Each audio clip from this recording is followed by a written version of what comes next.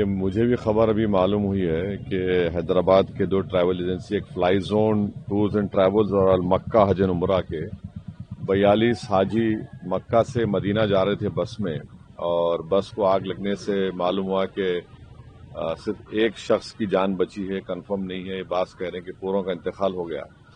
तो मैंने Indian embassy Riyadh में जो डीसीएम है अबू मैथिन जॉर्ज साहब से मेरी बात हुई, और उन्होंने मुझसे कहा कि कौंसल जनरल जिद्दा भी और वो खुद इस पर मालूमात हासिल कर रहे हैं और जो भी ज़रूरी कार्रवाई करना है वो करेंगे। और साथ ही साथ मैंने इन तमाम उम्रा पैसेंजर्स के दोनों ट्रैवल एजेंसी से वीज़ा डिटेल्स लेकर कौंसल जनरल ऑफ इंडिया जिद्दा को और डीसीएम इंडियन एम्बेसी रियाद को और साथ ही साथ फॉरेन सेक्रेटरी को मैंने ईमेल किया है। मेरी भारत सरकार से और ख़ास तौर से एक्सटर्नल अफेयर्स मिनिस्टर से जयशंकर साहब से ये रिक्वेस्ट है कि वो इमीडिएटली इस पर देखें, और अगर जिन लोगों की डेथ हुई है उनके परिवार ये चाह रहा है कि उनकी डेड बॉडीज़ जल्द से जल्द इंडिया को लाई जाए, और अगर कोई उसमें ज़ख्मी है तो उनको अच्छी से अच्छी वहाँ पर उनको इलाज हो सके।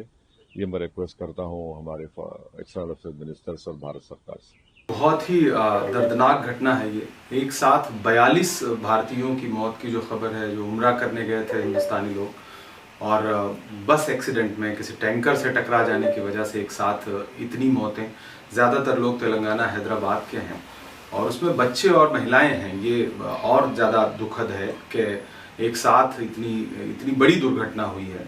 हम लोग भी लगातार वहाँ राहत बचाव कार्य पे बातचीत कर रहे हैं। जो अप्रवासी भारतीय हैं इंडियन डायस्पोरा के, उनके भी कांटेक्ट में हैं, और दूतावास के लोगों से भी बात करने की कोशिश कर रहे हैं। बहुत ही दुखद है, और जाहिर सी बात है कि इतनी बड़ी घटना विदेश में जाकर के किसी श्रद्धालुओं के साथ, किसी उम्रा करने गए लोगों के साथ होती है, तो जाहिर सी बात है कि पीड़ा पूरे देश में यहाँ जो मानने वाले लोग हैं, अकीदत से जुड़े हुए लोग हैं, उन सबको दुख होता है। हम सब बहुत परेशान हैं, और तेलंगाना सरकार लगातार कंट्रोल रूम बना करके पीड़ितों की सहायता की कोशिश कर रही है। बस इस दुर्घटना पर हम यही कहेंगे कि इसकी जांच हो कि ये दुर्घटना कैसे हुई, और उसमें भारत सरकार और विदेश मंत्री से मेरी गुजारिश है कि गहराई से इसकी जांच हो और पीड़ितों को सहायता पहुंचाने की कोशिश की जाए।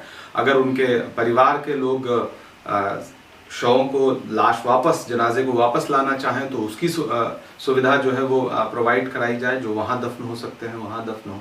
कुल मिलाकर के बहुत ही दुखद है, और हम सब, तेलंगाना सरकार, भारत सरकार, सब मेरा ख्याल है कि इस मामले में लगातार दुखी हैं और सहायता की कोशिश कर रहे हैं।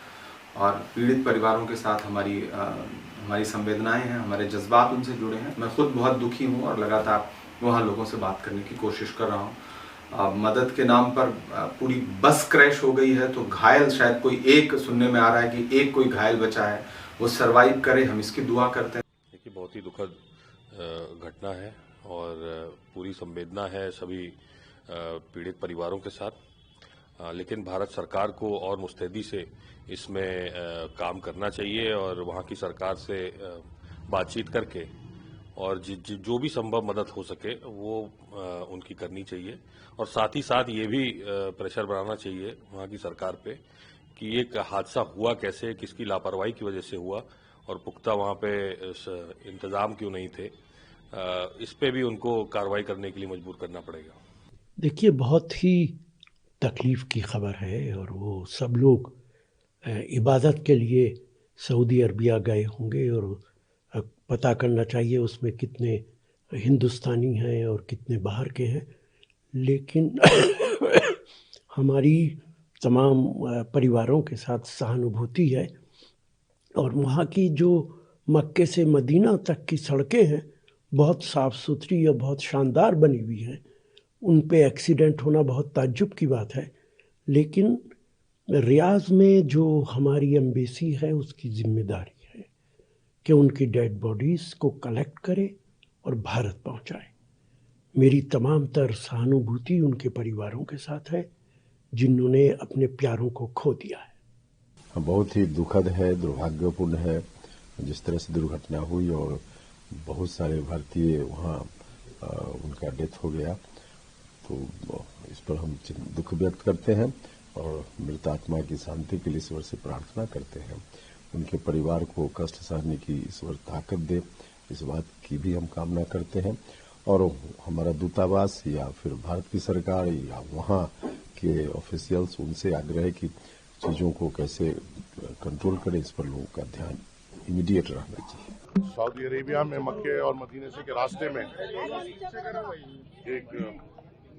एक दर्दनाक हादसा हमारे सामने आया है, जिसमें कई फैमिली मेंबर्स एक बस कोलिजन में, बस एक्सीडेंट में इंतकाल हो गया है। और उसमें से कई मेंबर्स जो उसमें इंतकाल हुआ है वो मेरी नामपल्ली कॉन्स्टिट्यूंसी से भी ताल्लुक रखते हैं। हम तमाम वहाँ पे जिम्मेदारों से राब्ते में हैं और जैसा ही सुबह में ये इतला बैरिस्टर सऊदीन अवैसी साहब को मिली, बैरिस्टर सऊदीन अवैसी साहब ने सीधी तौर पे इंडियन कॉन्सुलेट से वहाँ पे राब्ता किया है और हम पूरी कोशिश कर रहे हैं कि हमें पूरे एग्जैक्ट नंबर्स और क्या उनके लिए हो सकता है उसकी पूरी कार्रवाई हम कर सकें। मैं यहाँ पे इंडिविजुअली फैमिली मेंबर से मिलने की पूरी कोशिश कर रहा हूँ।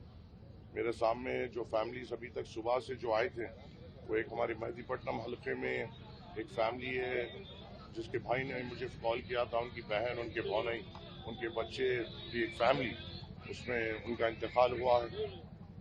मुरादनगर में हमारे सीनियर मोस्ट हमारे अजीज महमूद भाई साहब है, जिनकी अहलिया का, उनकी एडवोकेट बेटी का, उनकी साली का, उनके बच्चों का उसमें इंतकाल हुआ है।